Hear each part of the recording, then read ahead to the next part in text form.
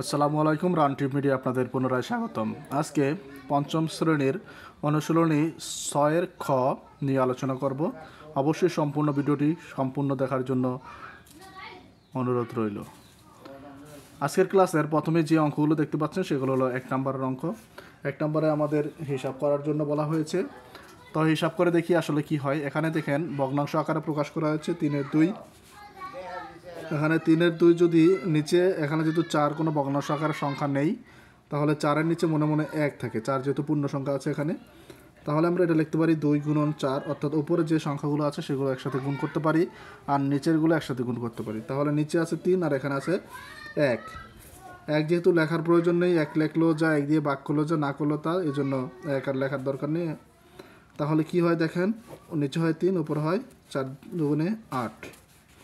এখন এটাকে যদি আমরা ভগ্নাংশ আকারে প্রকাশ করি, আবার সমস্ত আকারে লিখি, তাহলে কি হয়, এখানে 8 দিয়ে ভাগ করা হয়, 3 দিয়ে 8কে ভাগ করলে হয় 3 দুগুণে 6, থাকে হলো 2। তাহলে আমরা লিখতে পারি 2 সমস্ত, উপরে লিখতে পারি এই 2 আর নিচে হলো এই 3। তাহলে এটার উত্তর হয় কত? 2 সমস্ত 2/3। 2 নম্বর প্রশ্নে বলা হচ্ছে 5/3 × 3। একইভাবে আমরা এটাও লিখতে পারি 3 গুণন 3, উপরে 3 নিচে 5। তাহলে কত হয় এখানে? 3 3 9 আর নিচে হলো 5। এখন 5 দিয়ে 9কে ভাগ করা হয়, ভাগ করলে কি হয়? 5 কিন্তু 9-এর মধ্যে একবারই যায়, তাহলে একবার লিখলে 5, বিয়োগ করলে হয় 4। তাহলে এটা কি হয়? এক সমস্ত বাক্সের যেটা রয়েছে সেটা কিন্তু উপরে চলে যাবে, আর এ পাশে যেটা আছে বাক দিছি যেটা দিয়ে, সেটা নিচে চলে যাবে। তাহলে উপরে 4 গেলে নিচে থাকে 5। 3 নম্বর অঙ্কটাও অনেকটাই সেম। তাহলে 5 আর 3 গুণ করে 5 গুণ 3 আর নিচে হয় 6। কি হয়? 3 5-এ হয় 15, নিচে হয় 6। এখন 6 দিয়ে 15-এর ভাগ করা হোক।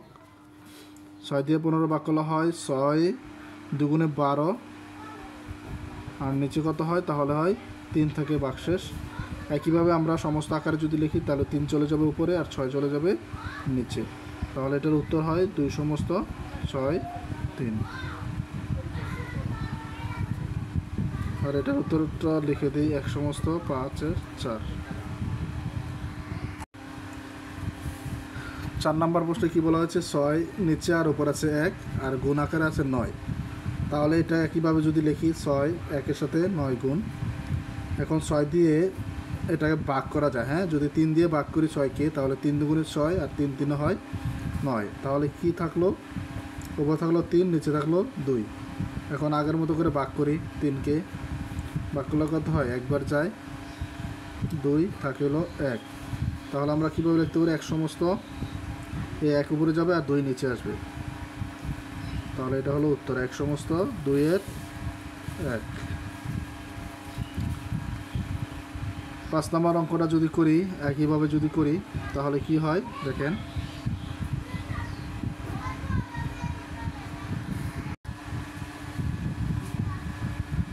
এখানে কি আছে? প্রথমে আছে 7/5 আর 7/2 × 7/2। তাহলে এটাকে একইভাবে লিখি, 7 × 7, নিচে 2টা গুণ করি, 5 × 2। এখন যদি গুণ করি তাহলে কি হয়? 7 7 হয় 49, যেহেতু কোনো কাটাকাটি যায় না। 5 দিয়ে 17 যায় না, 2 দিয়ে 7কে ভাগ করা যায় না, আর 5 দুগুণে হয় 10। এখন দেখেন নিচেরটা হলো, আমরা জানি নিচেরটা কি, নিচেরটা হলো হর আর উপরেরটা হলো লব। এখানে লব কিন্তু ছোট আর হর বড়। হর যদি বড় হয় সেক্ষেত্রে সেটা হয় প্রকৃত ভগ্নাংশ।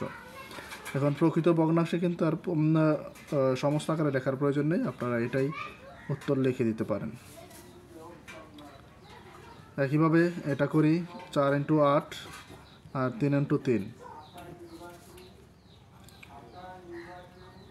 উপরে বেজোড় সংখ্যা, নিচে জোড় সংখ্যা, এর জন্য ভাগ করা যায় না। 3 দিয়ে 4কেও ভাগ করা যায় না, 3 দিয়ে 8কেও ভাগ করা যায় না। তাই আমরা লিখতে পারি 4 8 32, 3 3 9। তাহলে এটাও কিন্তু লব ছোট হর বড়, এই জন্য এটাও প্রকৃত ভগ্নাংশ। এটাকে আর মিশ্র ভগ্নাংশ করা প্রয়োজন নেই, তাই এটাকে উত্তর লিখে দিতে পারি। 7 নম্বর প্রশ্নে কী বলা হয়েছে? 6/5 আর 7/3। তাহলে এটাকে যদি একইভাবে লিখি, 5 × 3 আর নিচে যদি লিখি 6 × 7, এখন 3 দিয়ে কিন্তু 6কে ভাগ করা যায়, আমরা জানি উপর নিচে কাটাকাটি করা যায়। হ্যাঁ, 3 দিয়ে যদি 6কে ভাগ করি 3 দুগুণে 6, তাহলে উপরে কিন্তু 5 থাকলো, আর কিন্তু সংখ্যা নাই উপরে, আর নিচে কিন্তু 7 আর 2 14 থাকলো, তাই তো?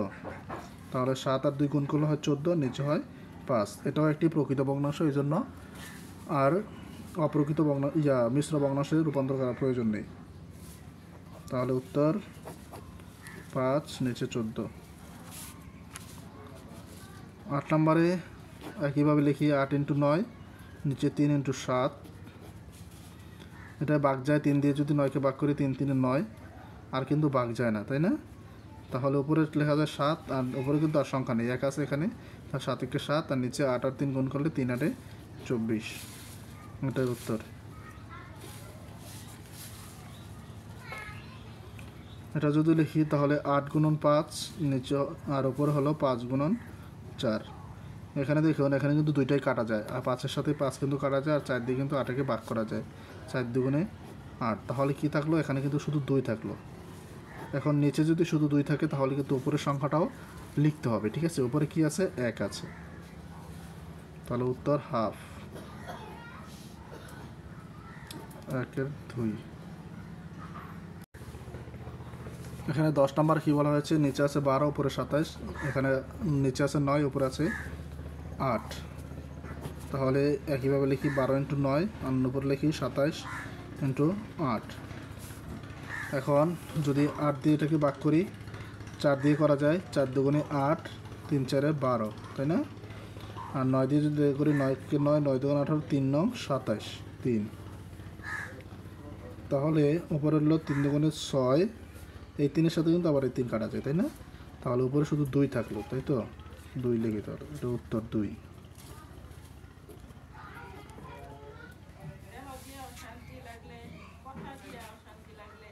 তারপরে 11 নম্বর দেখি, নিচে হলো 25 × 14, আর ওপরে হলো 21 × 15।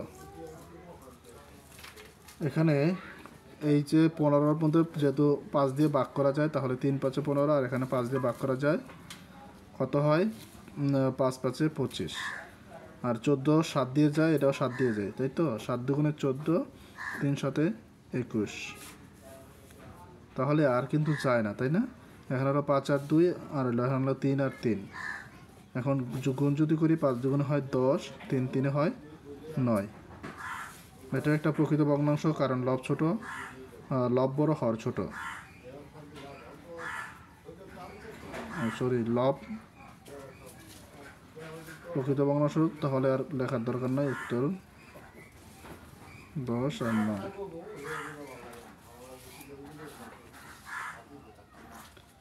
12 নম্বর কি আছে, 64 × 21, বড় ছিল 15 × 40।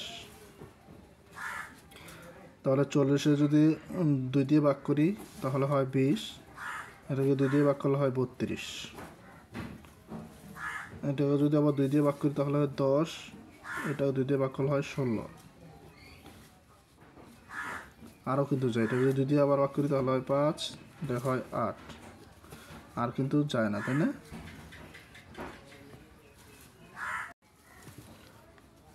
আবার এটা যদি করি 7 দিয়ে করি, 3 দিয়ে করি, 3 7 21, আর 3 5 15। তাহলে নিচে কিন্তু রইল হলো 8 আর হলো 7, আর উপরে রইল শুধু 5 আর 5, 5 × 5। এখন কিন্তু দেখেন আর কিন্তু কাটাকাটি কোনো সম্ভাবনা নাই, তাহলে আমরা সরাসরি গুণ করতে পারি, 7 8 56, উপরে রইল 25। এখানে 13 নম্বরে কী বলা আছে, 2 আছে পূর্ণ সংখ্যায়, আর এটা আছে ভগ্নাংশ আকারে। তাহলে আমরা আগের মতো লিখতে পারি 2 × 3, নিচে হলো 7। 7 দিয়ে কিন্তু কোনোটার সাথে ভাগ যায় না বা কাটাকাটি যায় না, তাহলে 3 দুগুণে 6 রইল, আর নিচে রইল 7। 14 নম্বরও সেমভাবে করতে পারি, নিচে 5, উপরে হলো 10-এর সাথে 4 গুণ। এখন 10 দিয়ে যদি রেখা ভাগ করি তাহলে হয় 2, 5 দুগুণে 10, তাহলে 4 আর 2 কিন্তু অবশিষ্ট রইল, অর্থাৎ 4 দুগুণে 8। কত সহজ, তাই না? এই পাশে 15 নম্বর অঙ্কে কিন্তু এখানে দেখেন একটু অন্যরকম ব্যতিক্রম। এটা হলো মিশ্র ভগ্নাংশে আছে। মিশ্র ভগ্নাংশকে আমরা পূর্ণ বা অপূর্ণ ভগ্নাংশতে রূপান্তর করব, প্রকৃত বা অপ্রকৃত ভগ্নাংশে রূপান্তর করব। তাহলে